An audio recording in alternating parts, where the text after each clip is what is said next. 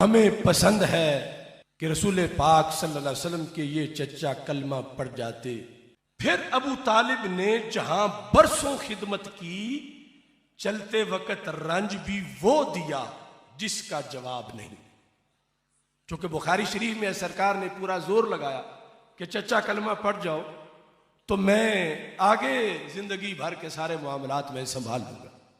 یہ بخاری میں بار بار حدیث آئی. ہر چند حضور اقدس صلی اللہ علیہ وسلم نے کلمہ پڑھنے کو فرمایا، نہ پڑھنا تھا نہ پڑھا، جرم وہ کیا جس کی مغفرت نہیں. حضرت ابو طالب سے محبت کرنے کے لیے جلالی ہونا ضروری نہیں، حلالی ہونا ضروری. بہت اچھا ہو گیا یہ بات شروع ہو گئی، بڑا اچھا ہو گیا یہ بحث چھڑ گئی، بڑا اچھا ہو گیا یہ بات کھل گئی، بڑا اچھا ہو گیا کہ سام پٹیاری سے باہر آ گیا. اب بات ہر کسی تک جائے گی. اب صرف علی کے باپ پہ بات نہیں ہوگی، اب ہر کسی کے باپ پہ بات ہوگی. بہت اچھا ہو گیا مولوی تو نے یہ چیلنج کر دیا ہے. ہم مذہب آل محمد کی عزت کی قسم کھا کے کہتے ہیں، اس شیعہ قوم کی نوجوان نسل کی ترجمانی کرتے ہوئے میں ممبر آل محمد سے یہ جملہ کہہ رہا ہوں کہ اس ممبر سے لے کے سپریم کورٹ تک میری شیعہ قوم کا بچہ آنے کے لیے حاضر ہے. ہم پاکستان کا امن بھی چاہتے ہیں، ہم پاکستان کی سرحدوں کی حفاظت بھی چاہتے ہیں، ہم پاکستان میں فرقہ واریت بھی نہیں چاہتے. اگر یہ بات چیلنج کی ہوئی گئی ہے تو کسی اچھے معیار پہ، کسی اچھے ماحول میں یہ بات ہو ہی جانی چاہیے، یہ بات ایک دفعہ کھلی جانی چاہیے. علی کے باپ کے ایمان پہ بحث کرنے سے پہلے ہمیں پہلی 3 خلافتوں پہ جانا پڑے گا. ہمیں ہر ایک کے باپ کا ایمان چیک کرنا پڑے گا، ہمیں ہر ایک کے باپ کا شجرہ کھولنا پڑے گا. اور یہ میں ممبر پہ ہاتھ رکھ کے کہہ رہا ہوں کہ ہم علی کے باپ کا ایمان تجھے دکھا دیں گے، تمہیں اپنے پیروں کے باپ بھی کہیں چلیں گے.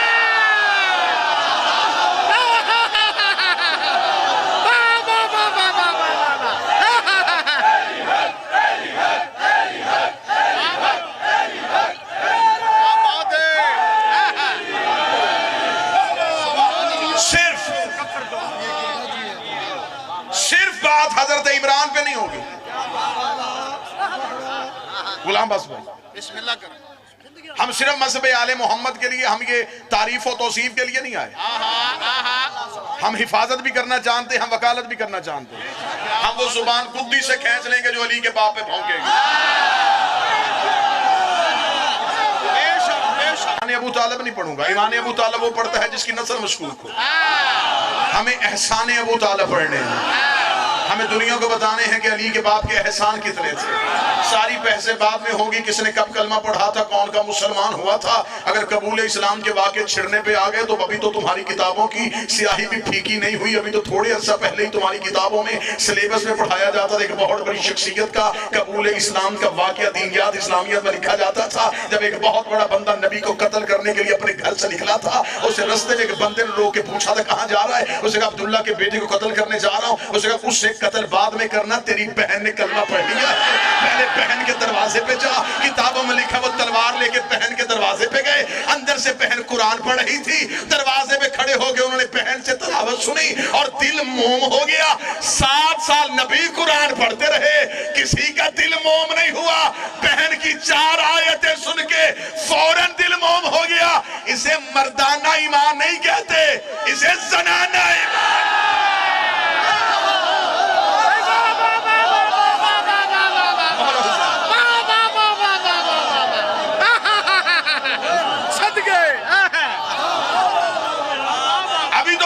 کتابوں میں لکھی ہوئی ہیں، ابھی تو وہ جملے کتابوں میں لکھے. جب ایک بہت بڑے بندے کے بیٹے نے شراب پی لی تھی،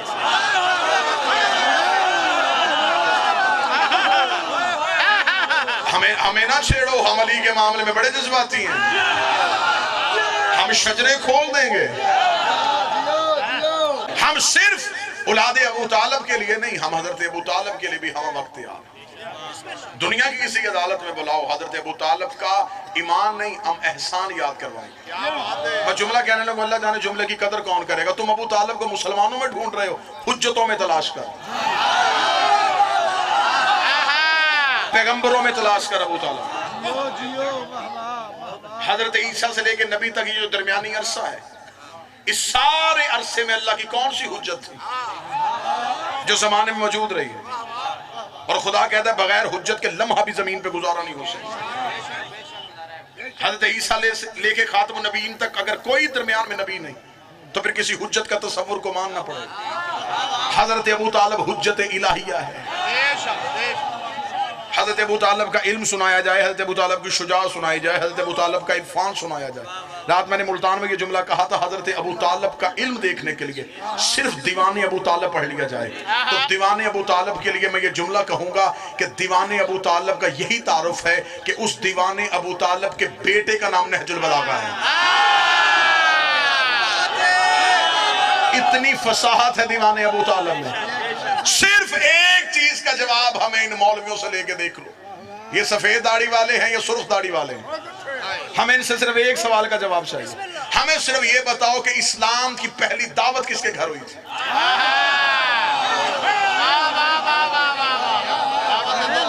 جسے دعوت ذوالعشیرہ کہتے ہیں, یہ کس کے گھر ہوئی تھی؟ یہ حضرت ابو طالب کے گھر ہوئی تھی. اب اسی مولوی کے سر پہ قرآن رکھ کے پوچھ کے حضرت ابو طالب کا گھر کہاں تھا؟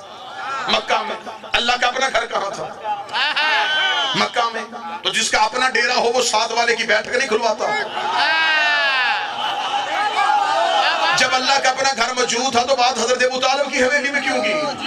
آج 1400 سال کے بعد ان حرامی مولویوں کو پتہ چل گیا کہ ابو طالب نے کلمہ نہیں پڑھا تھا. کیا اللہ کو نہیں پتا تھا کہ حضرت ابو طالب نے کلمہ نہیں پڑھنا؟